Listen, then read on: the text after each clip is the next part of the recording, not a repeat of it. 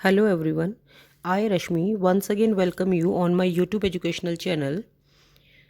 In this session, we are going to continue with the grammar topic articles, and today we are going to learn about the definite article the. So now let us start. बेटा आज हम definite article the के बारे में समझेंगे। Article the ये definite होता है क्योंकि हम इसे किसी निश्चित व्यक्ति या वस्तु के लिए यूज़ करते हैं। इसके यूजेस को समझने से पहले हम एक चीज़ नोट करेंगे। मैंने आपको नोट्स में एक नोट भी दिया है शुरू में ही कि आर्टिकल द को हम प्रोनाउंस मतलब बोलते समय दी या दा बोलते हैं। हम उसको कई बार दी बोलते हैं, कई बार हम उसको द प्रोनाउंस करते हैं। क्यों? रूल ये है, नियम ये है कि अगर द के बाद आने वाला वर्ड मीन्स जिस नाउन से पहले द द यूज़ किया है, अगर उस वर्ड का पहला अक्षर वॉवल हो, वॉवल मीन्स ए ई आई ओ या यू से शुरू होता हो, तो हम इसे दी कहेंगे। उदाहरण भी मैंने दिया है, देखो दी एंड। अब एंड जो वर्ड है वो दी के बाद लगाया है, तो एंड का जो वर्ड है पहला वो ई है और वो एक वोवल है। तो यानी कि हमने वोवल से स्टार्ट होने वाले शब्द से पहले द लगाया है, तो हम उसको दी बोलेंगे। मतलब दी हम तब बोलेंगे जब THE के बाद लिखा जाने वाला वर्ड शब्द उसका पहला अक्षर वोवल हो तब। इसी तरह अगर THE इसके बाद आने वाला वर्ड उसका पहला अक्षर कॉन्सोनेंट हो, यानी कि AEIO से अलग, अगर कोई अल्फ़ाबेट है जैसे BCDF, इनमें से अगर कोई वर्ड उसका है पहला अक्षर, तो हम उसे दा कहेंगे। जैसे कि द बुक। अब बुक का पहला अक्षर क्या है? बी, और वो एक कॉन्सोनेंट है, तो इसलिए हम उससे पहले जो हम लिखेंगे THE उसको हम दा बोलेंगे। समझ में आ गया बच्चों? अब हम द के यूजेस सीखेंगे कि हम उसको कहाँ कहाँ यूज़ करते हैं। पहला, before a noun which is already mentioned. Mentioned मतलब जिक्र है, ऑलरेडी पहले से ही। एक ऐसी संज्ञा जिसका पहले ही जिक्र किया गया है और दोबारा फिर हम उसी संज्ञा का कोई जिक्र कर रहे हैं, उसी चीज़ का जिक्र कर रहे हैं, तो हम उसके आगे द लगाते हैं। जैसे एग्जाम्पल देखो, I met a man in the train, the man was very poor. अब बेटा इस सेंटेंस में देखो, I met a man in the train, मुझे ट्रेन में एक आदमी मिला। यहाँ पे हमने मैन के आगे अ लगाया है। क्यों? क्योंकि उस आदमी का जिक्र फर्स्ट टाइम हो रहा है, पहली बार हम उसके बारे में कुछ बता रहे हैं कि मुझे एक आदमी ट्रेन में मिला। अब अगले सेंटेंस में हम उसी आदमी की बात कर रहे हैं, the man was very poor. अब हमने मैन के आगे द लगा दिया। क्यों? क्योंकि मैन का जिक्र पहले आ चुका है, पहले वाली लाइन में उस मैन का जिक्र आ चुका है। अब हम दोबारा उस मैन की बात कर रहे हैं, तो वो हमारे लिए पर्टिकुलर हो गया है, कोई खास, जिसकी बात हम पहले भी कह चुके हैं। तो दोबारा जब उसी चीज़ का जिक्र आता है, उसी संख्या का जिक्र आता है, तो हम उसके आगे द लगाते हैं। अब जैसे ऊपर मैंने समझाया कि द और दी हम कब बोलते हैं। अब यहाँ पे मैन के आगे हमने THE लगाया, तो इसको हम क्या बोलेंगे? दा बोलेंगे। द क्यों? क्योंकि मैन का पहला अक्षर क्या है? कॉन्सोनेंट है, और कॉन्सोनेंट के आगे जब THE लगता है तो उसको हम दा बोलते हैं। Rule number 2, before a particular person और थिंग। पर्टिकुलर पर्सन विशेष व्यक्ति या वस्तु, जब किसी विशेष व्यक्ति या वस्तु का जिक्र हम करते हैं तो भी हम THE द लगाते हैं। एग्जाम्पल देखो, in that group the boy in red shirt is my brother. अब यहाँ पे बॉय का जिक्र पहले नहीं आया, लेकिन वो एक विशेष व्यक्ति है। क्यों? क्योंकि देखो एग्जाम्पल में उसने कहा है इन डैट ग्रुप, उस ग्रुप के अंदर। ग्रुप बहुत बड़ा है, उसमें बहुत सारे बच्चे हैं, लेकिन मैं उस ग्रुप में किसी एक विशेष बच्चे की ही बात कर रही हूँ। कि वो मेरा भाई है। तो in that group the boy in red shirt is my brother, कि उस ग्रुप के अंदर जिस लड़के ने लाल शर्ट पहनी है वही मेरा भाई है। तो उस समूह में से वो एक बच्चा जिसने लाल शर्ट पहनी है वो हमारे लिए विशेष हो गया, तो इसलिए हम उसके आगे द का यूज़ करेंगे। Rule number 3, before the names of rivers, mountains, oceans, deserts, religious books, trains, directions, heavenly bodies, इन सभी के नामों के आगे भी हम द लगाएंगे। अब क्या होती हैं चीज़ें देखो, रिवर्स नदियाँ, जैसे कि गंगा, यमुना, एग्जाम्पल्स में देखिए बेटा, गंगा, यमुना, ये नदियों के नाम हैं। जब भी हम इनका नाम लिखेंगे तो हम इनके आगे द लगाएंगे। फिर माउंटेन्स, जैसे कि द हिमालयाज़, अरावली भी हो सकता है, तो इनके आगे भी हम क्या लगाएंगे, द हिमालयाज़, द अरावली, इस तरह से।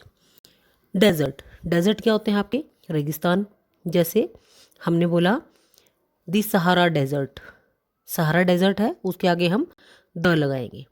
दी कालाहाड़ी डेजर्ट, उसके आगे भी हम क्या लगाएंगे, द लगाएंगे।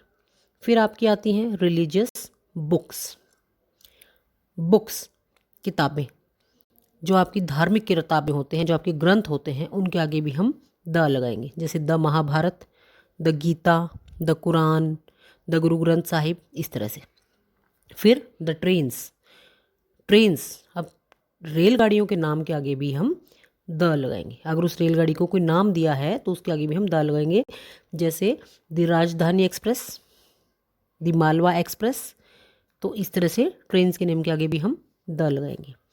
बीच में एक रह गया बेटा ओशंस, जैसे महासागर, द इंडियन ओशन, हिंद महासागर, द पैसिफिक ओशन, तो महासागरों के नाम के आगे भी हम द लगाएंगे। डायरेक्शंस, डायरेक्शंस क्या होती हैं, दिशाएं, जैसे आपकी 4 दिशाएं होती हैं, ईस्ट, वेस्ट, नॉर्थ, साउथ, तो इन दिशाओं के आगे भी हम द लगाएंगे, the south, the east, the west, the north, इस तरह से। हेवनली बॉडीज़, यानी कि आसमान में जो हमारी हेवनली बॉडीज़ हैं, जो हमारे नक्षत्र हैं, सितारे हैं, सूर्य है, उनके आगे भी हम द लगाएंगे, जैसे the sun, the moon, the sky, इस तरह से। Rule number 4, before a singular noun that represents a whole class. अब बेटा कई बार हम क्या करते हैं, किसी एक वचन संख्या का यूज़ हम पूरी क्लास यानी कि पूरी जाति को बताने के लिए करते हैं। ऐसी सूरत में भी, ऐसी परिस्थिति में भी हम द का यूज़ करेंगे। जैसे एग्जाम्पल के माध्यम से आपको समझ आएगा। पहला, my favourite flower is the rose. अब यहाँ पे रोज़ की बात हो रही है। रोज़ क्या है, हमारी सिंगुलर नाउन है, यहाँ पे एक वचन संज्ञा है। रोज़, हमने रोजेज़ नहीं बोला, रोज़ बोला है, एक वचन संज्ञा, इसको ध्यान से समझना। एक वचन संज्ञा हमने बोली, तो यहाँ पे हम एक गुलाब की बात नहीं कर रहे कि कोई एक गुलाब है और वो मुझे अच्छा लगता है, नहीं, यहाँ पे पूरी गुलाब जाति की बात हो रही है, सभी गुलाब, जितने भी गुलाब हैं। तो वो क्या कह रहा है, my favourite flower is the rose, the rose लगा दिया, तो यहाँ पे ये नहीं है, यहाँ पे द रोज़ पर्टिकुलर के लिए यूज़ नहीं हुआ कि कोई ख़ास रोज़ है मुझे वही अच्छा लगता है। यहाँ पे हम पूरी जाति के लिए यूज़ कर रहे हैं, मतलब कि सभी रोजेज़ की बात हो रही है कि मेरा पसंदीदा फूल जो है गुलाब है। जब आप हिंदी में भी ये बोलते हो कि मेरा पसंदीदा फूल गुलाब है, तो उसका मतलब ये नहीं होता कि कोई एक गुलाब है जो आपको पसंद है, सभी गुलाब आपको पसंद है। तो जब कोई एक सिंगुलर नाउन, कोई एक वचन संज्ञा पूरी जाति का बोध कराए तो भी हम द का यूज़ करते हैं। जैसे सेकंड एग्जांपल देखो और अच्छे से समझ में आएगा। The fox is the cleverest of animals. The fox, लोमड़ी, is the cleverest of animals, सभी पशुओं में सबसे चालाक होती है।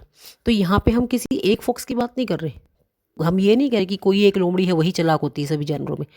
द फॉक्स यहाँ पे मतलब कि सभी फॉक्स, जितनी भी लोमड़ियाँ हैं वो सभी, पूरी जाति का बोध वो करा रहा है। The fox is the cleverest of animals, कि लोमड़ी जाति जानवरों में सबसे चालाक होती है। Number 5, before the superlative degree of adjectives. बेटा सुपरलेटिव डिग्रीज ऑफ एडजेक्टिव क्या होते हैं, विशेषण के दर्जे होते हैं। मैंने आपको 9th क्लास में बहुत अच्छे से समझाया था। जैसे हम उदाहरण लें, हम बोलते हैं गुड, बेटर, बेस्ट, 3 डिग्रीज होती हैं एडजेक्टिव्स की, विशेषण है ये तीनों, गुड, बेटर, बेस्ट। तो गुड अच्छा, बेटर हम दो का कंपैरिजन करते हैं कि पहले वाले से अच्छा, दो का कंपैरिजन इसमें है, दो की तुलना है, गुड अच्छा है, बेटर पहले वाले से अच्छा है, और बेस्ट सभी में अच्छा, उसमें हम दो की तुलना नहीं कर रहे, उसमें सभी जितने भी वहाँ पे हैं उन सब में बेस्ट, तो वो तीसरी डिग्री होती है। जैसे कि फैट, फैटर, फैटेस्ट, आपको याद होंगे ये करवाए थे मैंने आपको, फैट मोटा, फैटर उससे मोटा, दो की तुलना हो रही है यहाँ पे, और फैटेस्ट, फैटेस्ट में मतलब सबसे ही मोटा, उसमें दो चार छः कितने भी लोग हो सकते हैं, जितने भी हैं वहाँ पे उन सब में मोटा। तो इसी तरह से जो तीसरी डिग्री होती है बेटा, जो थर्ड वाली, जैसे टॉल, टॉलर, टॉलेस्ट, टॉलेस्ट वाली, गुड, बेटर, बेस्ट, बेस्ट वाली, फैट, फैटर, फैटेस्ट, फैटेस्ट वाली, इस तरह से जो तीसरी डिग्री है जब हम उसका प्रयोग करते हैं तो उसके आगे हम द का यूज़ करते हैं। जैसे एग्जांपल देखो, he is the best teacher. अब बेस्ट, बेस्ट कौन सी डिग्री है? थर्ड, गुड पहली है, बेटर सेकंड है, और बेस्ट तीसरी है। जब हमने तीसरी डिग्री का प्रयोग किया तो हमने उसके आगे द जरूर लगाया। क्यों? He is the best teacher, वो सबसे बेस्ट टीचर है, तो वो सबसे बेस्ट है तो इसका मतलब वो अपने आप में एक है, और द का यूज़ हम उन चीज़ों के आगे भी करते हैं जो अपने आप में एक होती हैं। तो यहाँ पे हम मान लो हम अपने स्कूल की ही बात कर रहे हैं, तो स्कूल के अंदर he is the best teacher, पूरे स्कूल में वो सबसे बेस्ट टीचर है, तो वो अपने आप में एक हो गया, इसलिए हम उसके आगे द लगाते हैं। दूसरा एग्जाम्पल देखो, she is the tallest girl in the class. यहाँ पे क्लास की बात हो रही है, क्लास में लड़कियाँ बैठी हैं, और she is the tallest girl in the class, वो अपनी क्लास की सबसे टॉलेस्ट गर्ल है। तो जो तीसरी डिग्री होती है बेटा वो किसी एक के लिए यूज़ होती है, समूह है, क्लास पूरा समूह है, लेकिन उसमें से एक ही लड़की है जो सबसे लंबी है, तो वो अपने आप में एक ही हो गई। तो द का यूज़ मैंने आपको पहले भी बताया था ये, कि द का यूज़ हम तब भी करते हैं जब कोई चीज़ अपने आप में एक ही हो। तो यहाँ पे उस क्लास के अंदर वो एक ही है जो सबसे लंबी है, और डिग्री हम कौन सी यूज़ करी हमने? थर्ड, टॉल, टॉलर, टॉलेस्ट, तो टॉलेस्ट के आगे हम द लगाएंगे। Number 6, before nationalities. नेशनैलिटीज़ मतलब कि आपकी राष्ट्रीयता बताने के लिए, राष्ट्रीयता बताने के लिए भी हम द यूज़ करते हैं। जैसे भारतीय लोग, अमेरिकी लोग, चीनी लोग, फ्रांसीसी लोग, तो इनको हम इंग्लिश में क्या बोलते हैं? इंडियंस, अमेरिकन्स, फ्रेंच, फ्रांस के रहने वाले लोगों को हम फ्रेंच बोलते हैं, ग्रीक, रशियन, रूस के रहने वाले लोगों को रशियन बोलते हैं हम। तो जब हम इन शब्दों का प्रयोग किसी की राष्ट्रीयता बताने के लिए करते हैं तो हम उसके आगे द लगाते हैं। The Indians, the Americans, the French people, the Greek, the Russian, तो हम इनके आगे द का यूज़ करते हैं। Number 7, before the names of historical buildings, ships etcetera. अब बच्चों जो हम हिस्टोरिकल बिल्डिंग्स के नाम लिखते हैं, हिस्टोरिकल बिल्डिंग्स मतलब ऐतिहासिक इमारतें, जैसे कि रेड फोर्ट है, ताजमहल है, कुतुब मीनार है, पार्लियामेंट हाउस है, तो इन ऐतिहासिक बिल्डिंग्स के आगे हम द लगाते हैं, बिना द के हम इनको नहीं लिखते। इसी तरह से शिप्स के नेम के आगे, जहाज़ का जो नाम होता है उसके आगे भी हम द लगाते हैं। जैसे टाइटैनिक के बारे में आपने सभी ने सुना होगा, Titanic was the name of a ship, तो उसके आगे भी हम क्या लगाएंगे? द। तो जितनी भी हमारी ऐतिहासिक बिल्डिंग्स हैं, ऐतिहासिक जो इमारतें हैं या हमारे जो जहाज़ हैं, उनके आगे हम द का यूज़ करते हैं। Number 8, before the names of newspapers and important events. Newspapers अखबार, और इम्पॉर्टेंट इवेंट्स महत्वपूर्ण घटनाएं। जितने भी हमारे अखबार हैं इंग्लिश के, उनके आगे भी हम द लगाते हैं।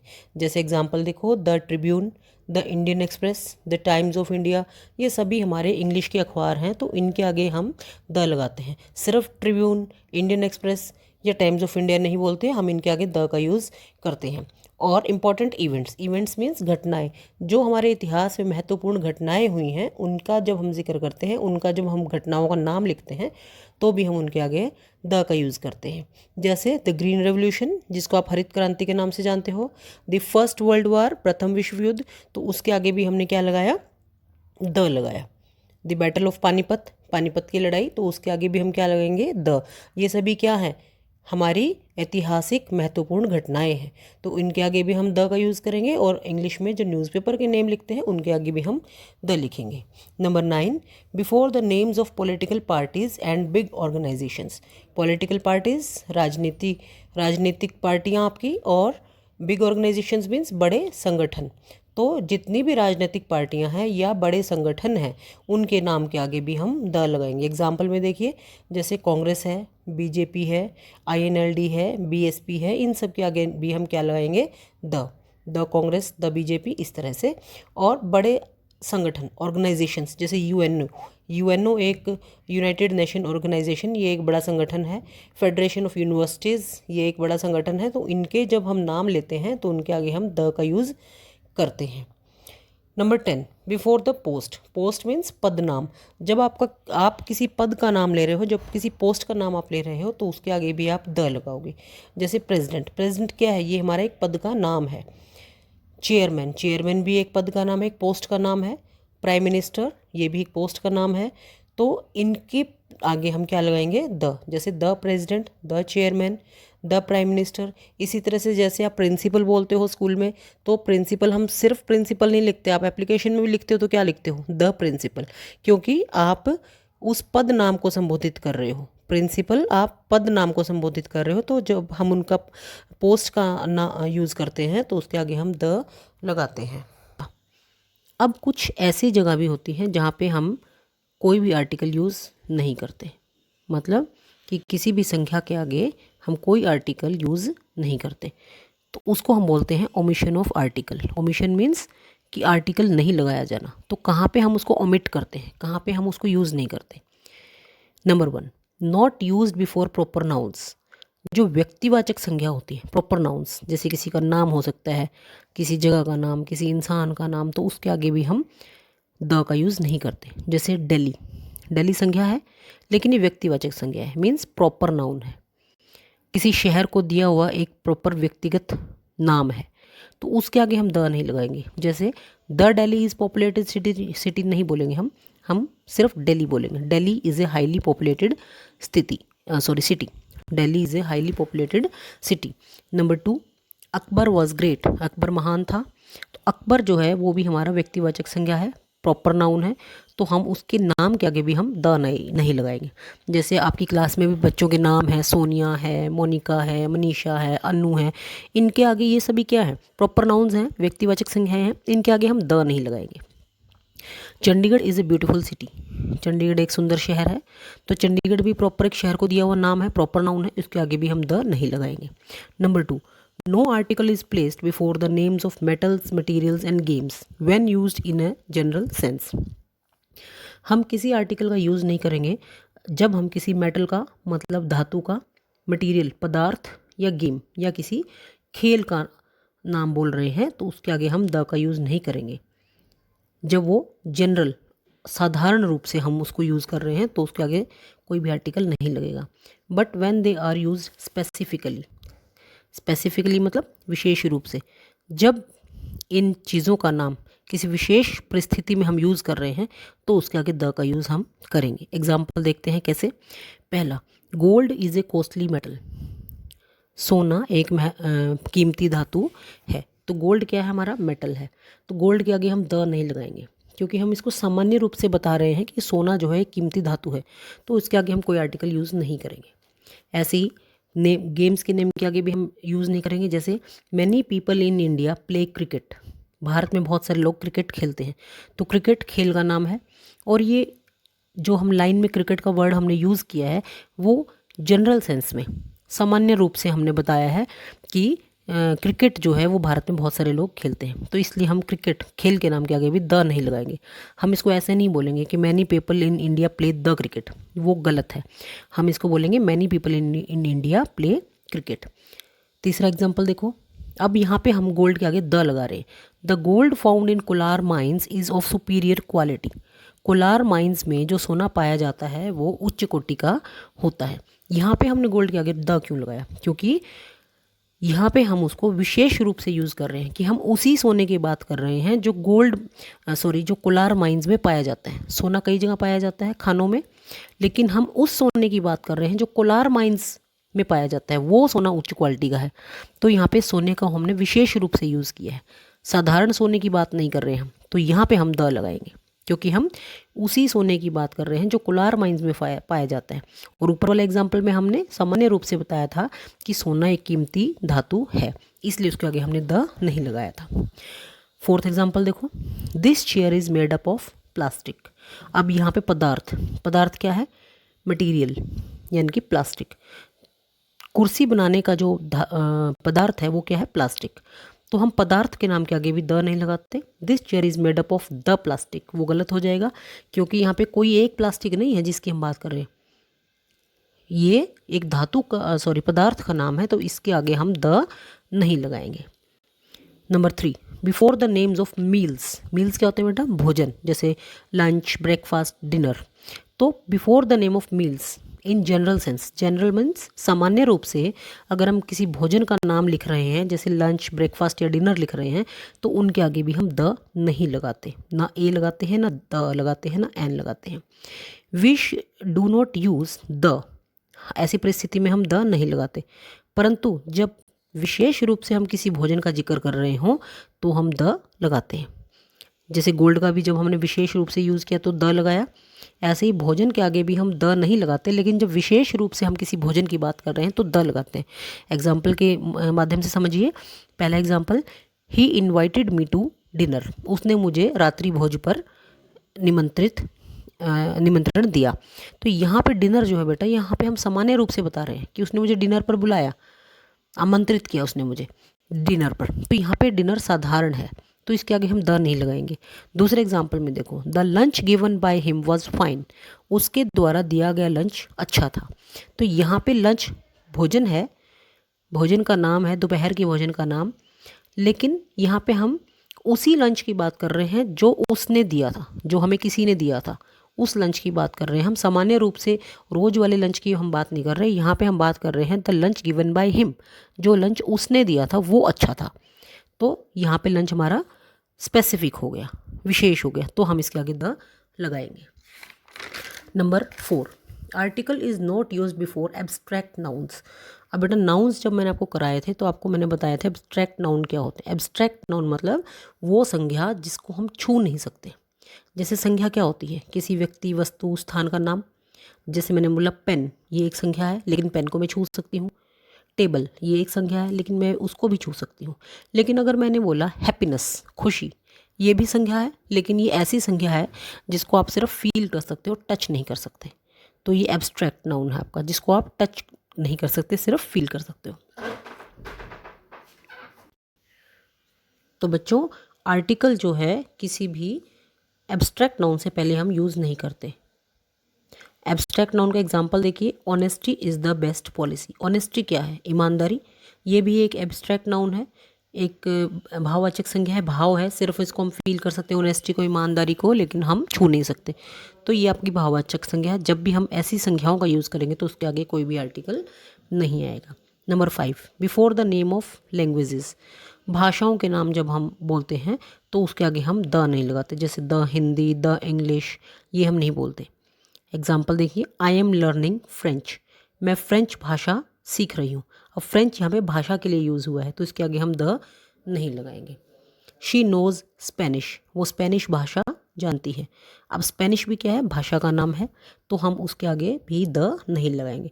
अब बच्चों ये जो वर्ड्स हैं ये आपने पीछे भी एक पॉइंट में देखे थे, फ्रेंच, स्पेनिश, लेकिन ये वर्ड्स उस समय हमने नेशनैलिटी, राष्ट्रीयता के लिए यूज़ किए थे, तो वहाँ हमने द लगाया था, लेकिन यहाँ हमने द नहीं लगाया। तो ये नोट करें आप कि जब नाउन जैसे कि English, Russian, French, Spanish, Greek अगर भाषा के लिए प्रयोग किए जा रहे हैं तो उनके साथ कोई आर्टिकल यूज़ नहीं होता। जैसे अभी मैंने आपको ऊपर 5वें पॉइंट में बताया कि अगर हम उनको लैंग्वेज के लिए यूज़ कर रहे हैं, if we are using these words for languages, तो उनके साथ आर्टिकल यूज़ नहीं होगा। लेकिन जब यही शब्द लोगों के लिए, राष्ट्रीयता के लिए हम यूज़ करते हैं तो द का प्रयोग होता है।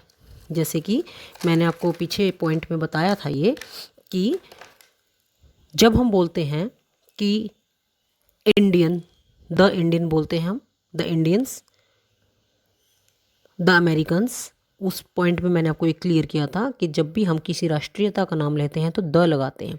The Indians, the Americans, the Chinese, the Sri Lankans, इस तरह से। लेकिन कुछ नाम ऐसे हैं जो हम भाषा के लिए भी वही शब्द यूज़ करते हैं और राष्ट्रीयता के लिए भी। जैसे French, the French people, France के रहने वाले लोगों को हम फ्रेंच बोलते हैं, और फ्रेंच हम भाषा को भी बोलते हैं, उनकी भाषा को भी हम फ्रेंच बोलते हैं, और वहाँ के निवासियों को भी हम फ्रेंच बोलते हैं। तो यहाँ पर जब हम फ्रेंच का यूज़ भाषा के लिए कर रहे हैं, जैसे आई एम लर्निंग फ्रेंच, तो हम द नहीं लगाएंगे।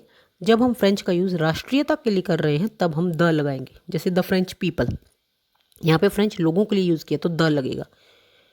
ऐसे ही शी नोज़ स्पेनिश, मैंने आपको उदाहरण बताया, वो स्पेनिश भाषा जानती है, यहाँ पे स्पेनिश भाषा का जिक्र किया गया है, स्पेनिश लोगों का जिक्र नहीं है। स्पेन के रहने वाले लोगों को भी हम स्पेनिश ही बोलते हैं, स्पेन की भाषा को भी हम स्पेनिश ही बोलते हैं। तो आप कैसे समझेंगे कि यहाँ पे भाषा का जिक्र है या राष्ट्रीयता का?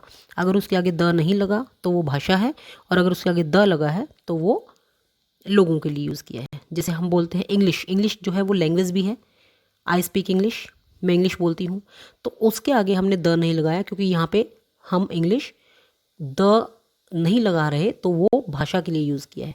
लेकिन अगर हमने द लगा दिया, the English people ruled our country, तो यहाँ पे द इंग्लिश पीपल, यहाँ पे लोगों के लिए यूज़ किया हमने वर्ड इंग्लिश, कि अंग्रेज़ लोगों ने भारत के ऊपर शासन किया, तो यहाँ पे हम द लगाएंगे। तो बच्चा समझ में आ गया आपको ये बात कि जहाँ पे द नहीं लगा वो भाषा है, और जहाँ पे द लगा है वो राष्ट्रीयता है। एग्जाम्पल देखो, नीचे मैंने एग्जाम्पल भी दिया है, the English ruled India for a long time. The English, यहाँ पे इंग्लिश के आगे द लगा है, इसका मतलब ये पीपल की बात हो रही, लोगों की। द इंग्लिश यानी कि अंग्रेज़ लोग, उन्होंने भारत के ऊपर लंबे समय तक राज किया। अब नेक्स्ट लाइन में देखो, they introduced English as a medium of education in India. उन्होंने भारत में जो शिक्षा का माध्यम था वो अंग्रेज़ी चुना, इंट्रोड्यूस किया। तो इंग्लिश, यहाँ पे इंग्लिश क्या है? भाषा। They introduced English as a medium, यहाँ पे इंग्लिश भाषा की बात हो रही है कि भारत में शिक्षा का जो माध्यम था वो उन्होंने इंग्लिश चुना। और ऊपर वाली लाइन में इंग्लिश क्या था? अंग्रेज़ लोग थे। तो देखो इंग्लिश जो वर्ड है वो दो तरह से हमने यूज़ किया, भाषा के लिए भी और राष्ट्रीयता के लिए। तो ये आपको ये याद रखना है, जहाँ पे द है वो पीपल के लिए है, जहाँ पे द नहीं है वो लैंग्वेज के लिए। Number 6, no article is used before common plural nouns used for a whole class. अब मैंने आपको बताया था कि जब हम द का यूज़ हम सीख रहे थे तो मैंने आपको ये बताया था कि किसी भी सिंगल नाउन को हम पूरी जाति के लिए यूज़ करते हैं।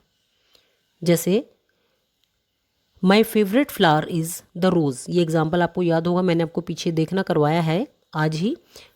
माई favourite flower is the rose, यहाँ पे रोज़ एक वचन में है और ये पूरी जाति का बोध हमें करा रहा है। लेकिन ये जो पॉइंट हम 6 कर रहे हैं, यहाँ पे भी एक संज्ञा पूरी जाति का बोध करा रहा है, लेकिन वो संज्ञा प्लूरल में है, बहुवचन में है। अगर वो बहुवचन में दिया गया है संज्ञा और वो किसी जाति का बोध करा रहा है, तब हम उसके आगे द नहीं लगाएंगे। अगर वो सिंगुलर में है तो द लगाएंगे, अगर बहुवचन में है तो द नहीं लगाएंगे। जैसे एलिफेंट्स आर वेरी इंटेलिजेंट, यहाँ पे भी एलिफेंट जो है एक हाथी की बात नहीं हो रही, पूरी जाति की बात हो रही है। जैसे रोज़ पूरी जाति के लिए हमने यूज़ किया था, लेकिन रोज़ सिंगल था इसलिए उसके आगे हमने द लगाया था। लेकिन एलिफेंट यहाँ पे एक नहीं, एलिफेंट्स है बहुवचन में, तो इसके आगे हम द नहीं लगाएंगे। मतलब कि अगर कोई संज्ञा किसी पूरी जाति का हमें बोध करा रही है और वो संज्ञा बहुवचन में यूज़ हुई है तो उसके आगे द नहीं लगाएंगे। एलिफेंट्स आर वेरी इंटेलिजेंट, हाथी बहुत बुद्धिमान होते हैं, एलिफेंट्स बहुवचन में तो द नहीं लगाएंगे। डॉग्स आर वेरी फेथफुल, कुत्ते बहुत वफादार होते हैं, तो डॉग नहीं है यहाँ पे, डॉग्स है, बहुवचन में है तो इसके आगे हम द नहीं लगाएंगे। हो ये भी पूरी जाति के लिए यूज़ रहे हैं, ये भी पूरी जाति का बोध करा रहे हैं, लेकिन ये बहुवचन में है इसलिए हम इसके आगे द नहीं लगाएंगे। अगर ये एक वचन में होता तो हम इसके आगे द लगाते। तो उम्मीद है बच्चों आप सबको ये सब अच्छे से समझ में आ गया होगा कि ए एन द का यूज़ हम कहाँ करते हैं, कैसे करते हैं, और कहाँ हम ए और एन और द का यूज़ नहीं करते। तो अब आप इसको दोबारा से भी सुन सकते हैं, इसको अच्छे से समझिए। Thanks for watching the video and do like it.